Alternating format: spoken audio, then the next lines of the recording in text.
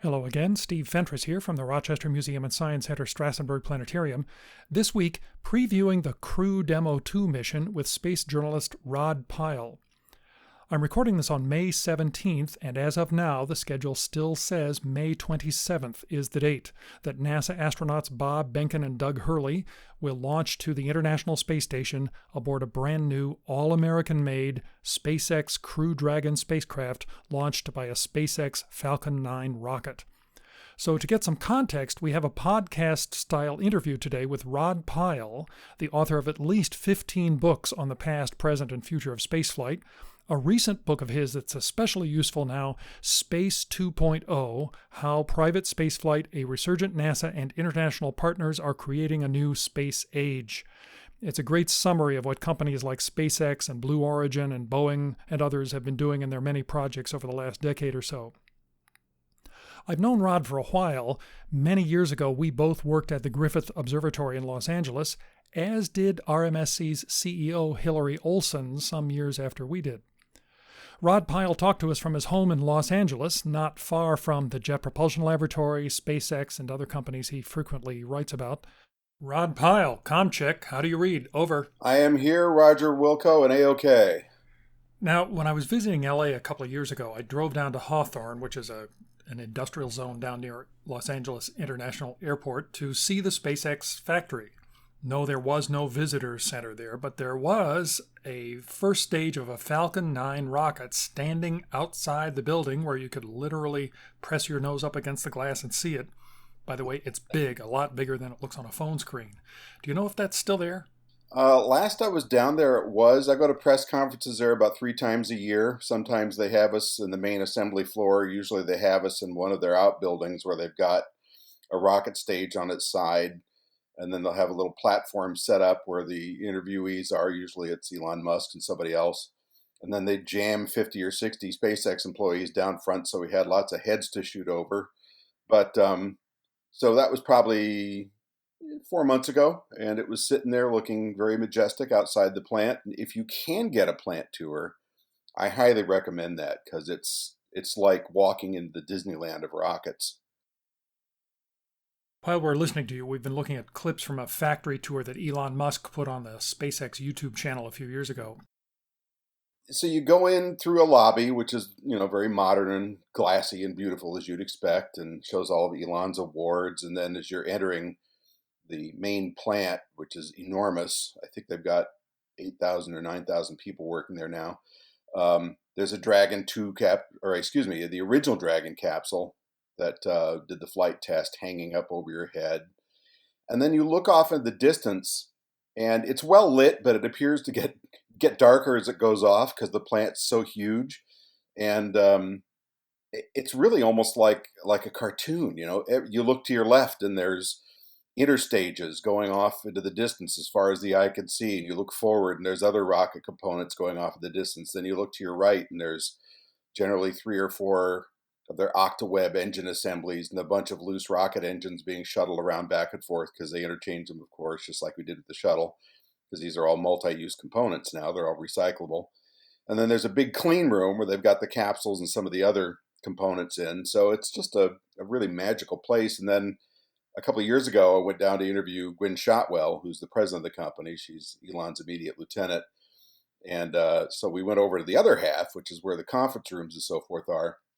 And just as kind of a testament to how they do business, we went in the conference room. And I saw this, usual enormous, long, dark conference table surrounded by chairs. And I thought, oh, well, okay. So here's a nod to old aerospace, the big rosewood conference table. And I looked closer at it and had a bunch of gouges in it where somebody had probably dumped some thruster components or something to discuss with the boss. And that conference table is actually a couple of huge pieces of plywood just bolted together and painted black. So when you kind of run that idea backwards into the plant, and you really start looking at what you're seeing, and I was being given the tour by a young female engineer who was quite brilliant, it's just enough to get the job done right. You go to a NASA facility, you worked at JPL, so you know what this is like. You go to a NASA facility and you go into their high bay or their clean room, and it's usually one big machine being hovered over by 5 or 10 technicians in bunny suits, and everything is spotlessly clean with HEPA air filters everywhere and all that. At SpaceX, it's just a great big open plant. They do have a clean room, but most of the stuff's built in this great big open factory facility. And last thing I'll say, just as kind of an indicator of what I'm talking about, is we were walking past, when I was getting the tour, we were walking past an interstage, which is the fuselage cylindrical part between the booster stage and the upper stage. And it's just a big, it's a big cylinder, nothing special. And there's a guy up on a ladder with a grinder grinding away at this thing. I looked at that and I said, "Is that how you do mass reduction?" And she smiled and said, "Yeah, because usually in the old days, and this started with ICBMs back in the 50s, American nuclear missiles, when you want to lighten a rocket stage, you first manufacture it, and then you go in with a grind with like a drill, and you grind out these little triangles, thousands and thousands of them, and it takes millions of dollars and hundreds, if not thousands, of man hours to grind out all these little triangles in octagonal shapes, and that lightens the rocket by removing metal. At SpaceX, they just grind it down on the outside and then paint it again. I said, "Is that something you guys learned from the Soviet Union?" And she said, "Oh yeah, those guys are really efficient when it comes to building rockets." So it's just enough to get the job done properly. So it's this interesting combination of kind of very high tech and General Motors. So we're about to see American astronauts launch from American soil on an all-new American ship for the first time in a long time. Looking back the timeline, that happened with Apollo 7 in 1968, then a gap of about 13 years till the first space shuttle flight in 1981. Since then, it's been 39 years. Why such a long gap? Well, so the last crew delivered to the space station by the shuttle was 2011, so it was flight number 135. And interestingly, that was piloted by Doug Hurley, who's one of the two guys that's going up in the Dragon 2 capsule, hopefully on May 27th. We'll see.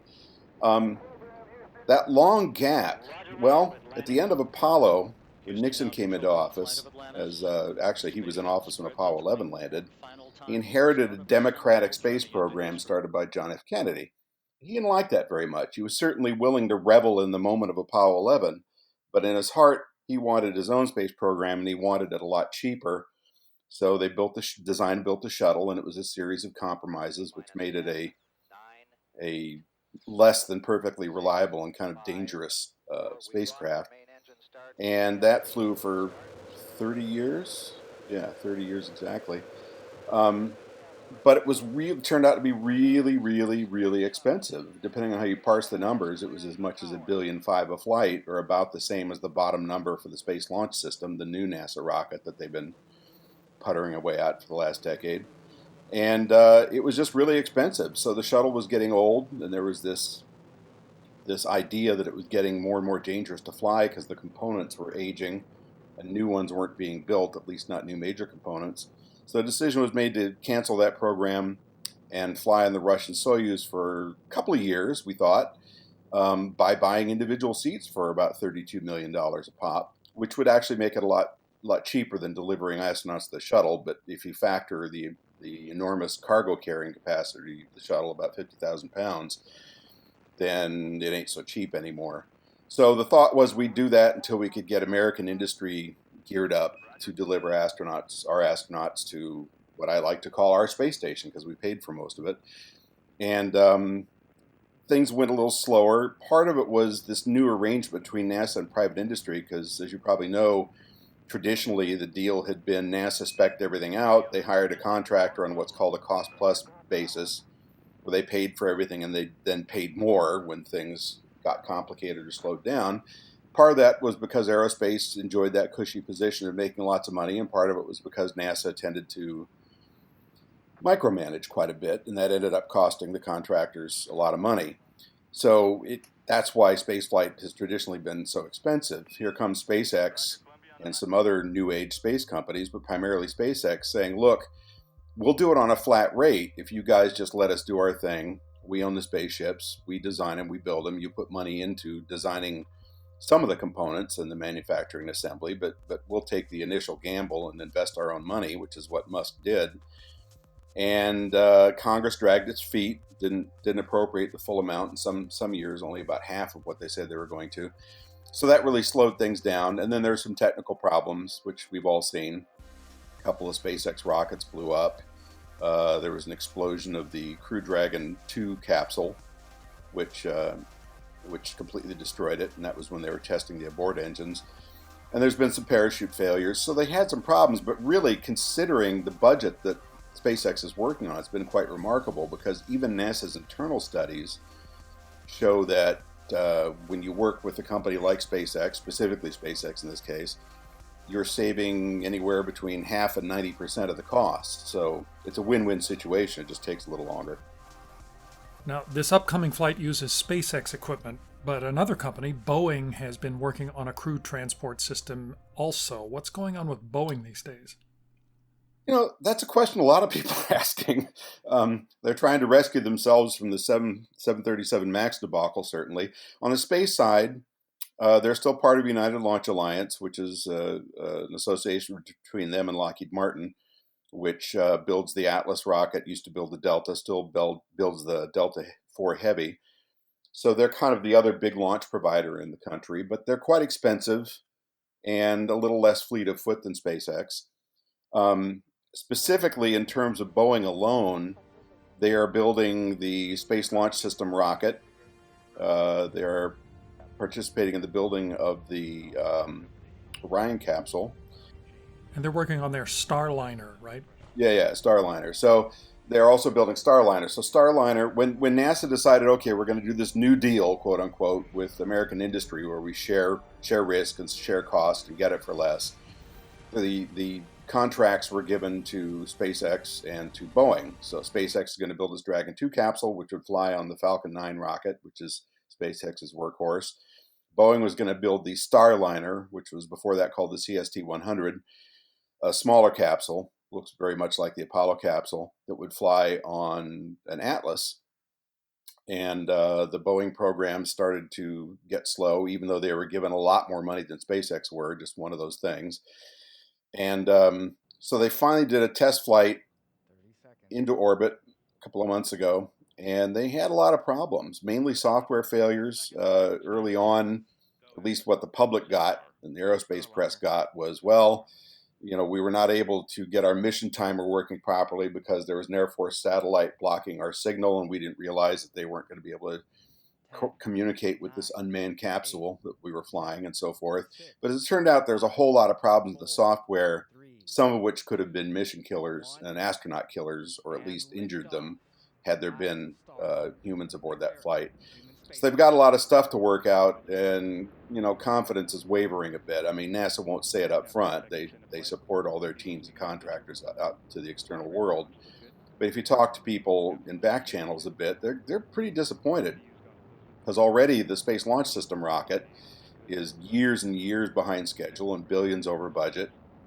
So it's kind of a study, depending on how you look at it, in old aerospace versus new aerospace. And while SpaceX has had its foibles too, they've done it so quickly, and Musk has put so much of his own money into it, money from investors, whereas Boeing is a traditionally large publicly owned company. It's understandably harder for them to do things like SpaceX does, because they are publicly owned, and both the United Launch Alliance and Lockheed Martin have the same problem. But you just got to wonder, they're so much more expensive on almost everything they do. And SpaceX was the first company to actually start publishing launch prices on their website. You can click on their website and see what it's going to cost to launch a Falcon on a Falcon 9 or on a Falcon Heavy, how many pounds, are you sharing the payload, is it a single source payload, whatever. It's all right there. You just click on it like you're buying a car online. Boeing still doesn't do that. So it's a little more of an insider agreement, I guess, or has been anyway. And they're having trouble catching up. And I haven't talked to senior executives at Boeing specifically about this, but I did have a long interview a couple years ago with Tori Bruno, who runs United Launch Alliance, which, as I said, is an affiliation of Boeing and Lockheed Martin. And I said, I was trying to put it as delicately as I could, but I said, what are you feeling in terms of competition from companies like SpaceX? He said, oh, I'll be very upfront about it. They lit a fire under us. We've had to cut our workforce and optimize our manufacturing on the Atlas rocket and other things that we build. and we've really had to up our game. But in the net effect, it's been good for the company because we're more competitive than ever and so forth. So he acknowledged that challenge is there. So really, SpaceX has rocked the boat to the point that it's taking water, and the old school aerospace companies have to pay attention and up their game. Here's a fun fact you can use absolutely free. I looked it up. When McDonnell Aircraft got the job to build the Mercury capsule in 1959, that company was about 20 years old. And now SpaceX is about 20 years old. Yeah, and here's another fun number. We're almost as far now from the Apollo 11 lunar landing as it was from the first flight of the Wright brothers using canvas and wooden stick airplanes. And if you're talking about progress on a technological scale in the air, feels like we haven't really kept up, doesn't it? Well, that's the kind of thing we're getting to here. Another new money person launching things is Amazon founder Jeff Bezos. What has he been doing in spaceflight? He and Elon banter back and forth on Twitter, good naturedly most of the time. Bezos will launch something, and Musk will tweet, "Nice that you're catching up. Welcome to the club," that kind of thing, and vice versa. So Bezos's company, and of course he's wealthy because of Amazon, is called Blue Origin. That's his rocket company, and actually started 2 years before SpaceX in 2000. SpaceX started in 2002, and Blue Origin's primary mission, when it began, the stated mission was, we're going to build the New Shepard rocket and capsule to fly tourists into suborbital space, and it will be doing that fairly soon. We'll probably do very well at it. It's a nice big capsule with large windows designed specifically for that mission. But Bezos's overarching vision, which he actually started explicating in his graduation speech in high school in 1982, is that he wants to colonize space. He's got the same vision as the National Space Society does, whose magazine I edit, which is, let's get people out there and not just have them working on the moon or in orbit, but actually get people living out there and being productive. Another part of what he wants to do, which is laudable, is move as much heavy industry off Earth as possible to allow Earth to recover and return to a fairly pristine state. So that's kind of his big vision.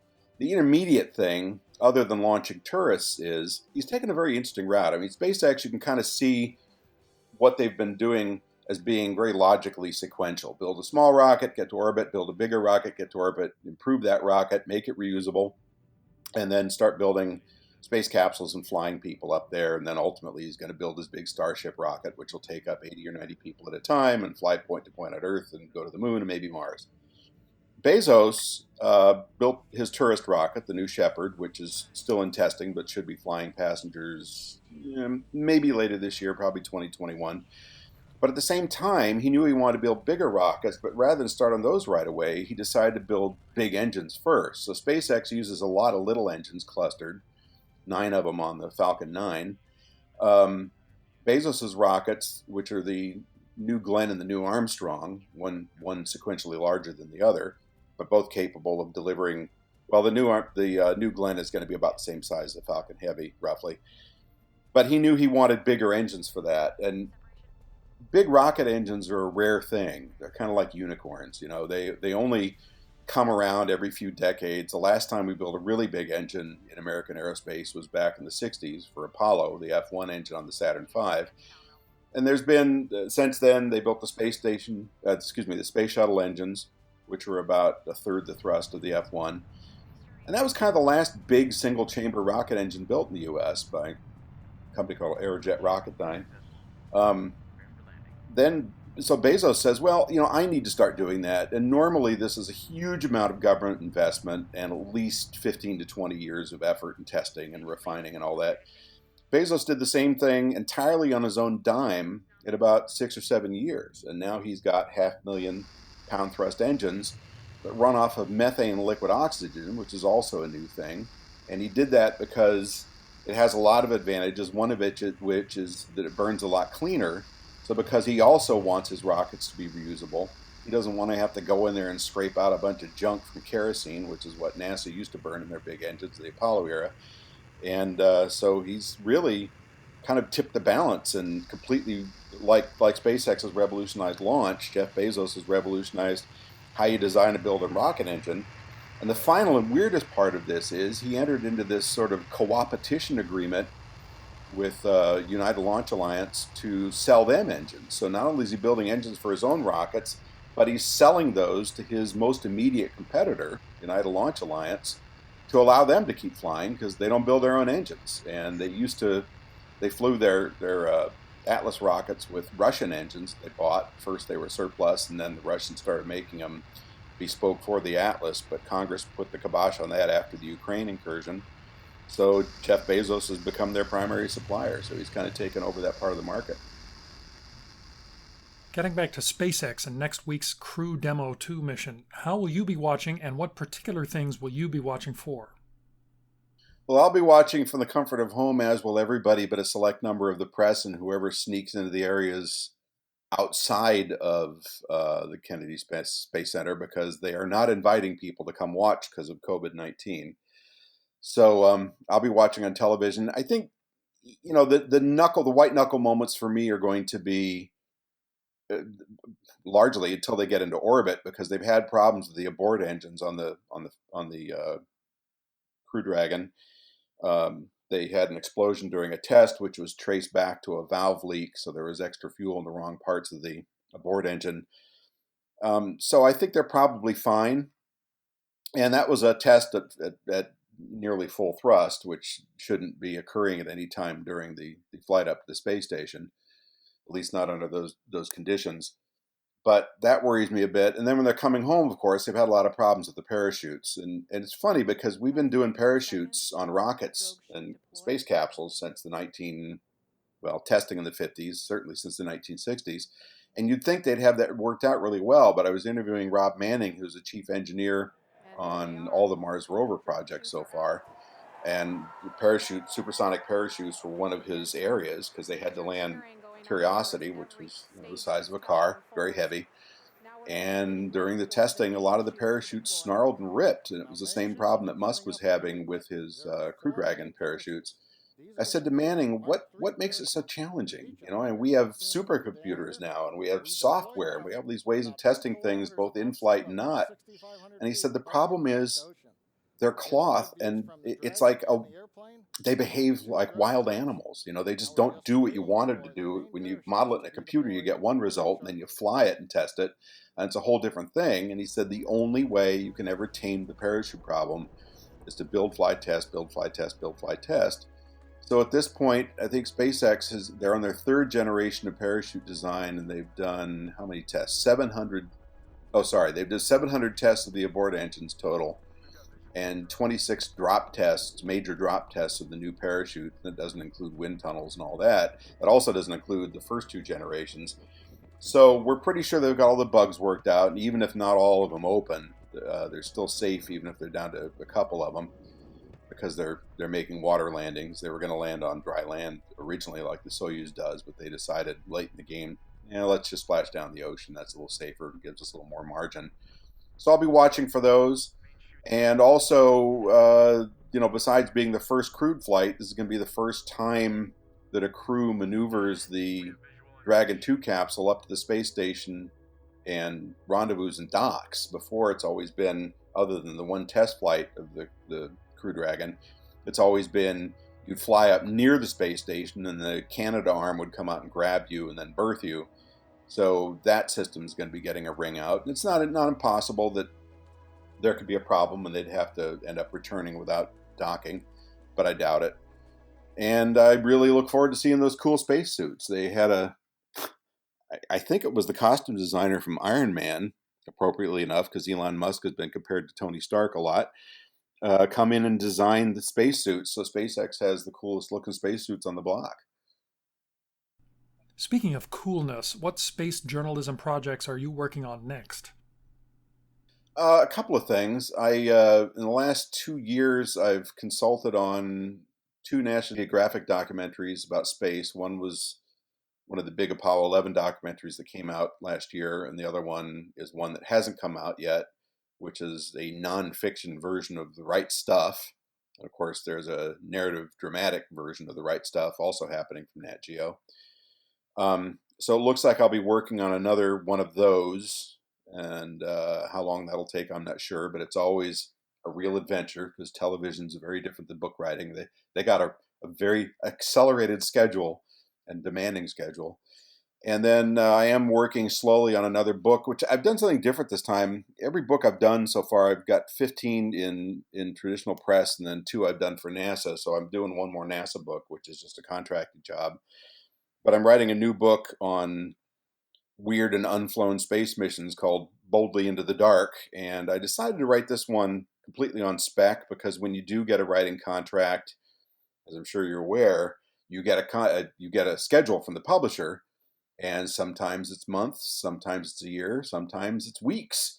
And it's hard to work that fast. And this time I really want to take my time and get it right and get it polished and make it as engaging and narratively compelling as possible. So I'm just going to write this one, and I'll shop it around when I'm done and see what happens. And if nobody buys it, I'll publish it myself. So that's a new thing for me. That'll be interesting to see what happens there. Well, Rod, next time you're in Rochester, stop in and see the Kodak Gambit spy satellite camera in the planetarium lobby, and thanks for talking with us today. Thanks much. That was Rod Pyle, author of Space 2.0, How Private Spaceflight, a Resurgent NASA, and International Partners Are Creating a New Space Age. He also has his own podcast, Cool Space News. Today we talked about the upcoming launch of the SpaceX Falcon 9 rocket, boosting a SpaceX Crew Dragon spacecraft piloted by Bob Behnken and Doug Hurley on a flight to the International Space Station. Thanks for watching and listening.